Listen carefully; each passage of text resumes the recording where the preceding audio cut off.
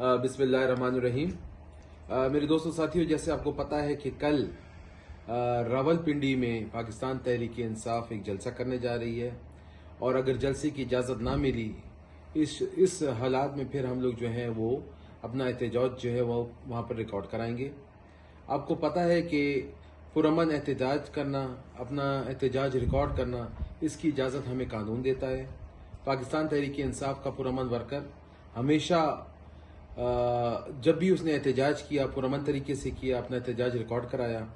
आपको पता है कि हमारे बानी चेयरमैन इमरान खान साहब जेल में हैं, ना उनका कोई कसूर है, ना कभी उन्होंने कोई कानून तोड़ा, लेकिन फिर भी उनको जेलों के पीछे रखा गया है। इसकी वजह क्या है? उसकी सिर्फ यही वजह है कि वो आवाम की हक की बात करता है, रूल ऑफ लॉ की बात करता है।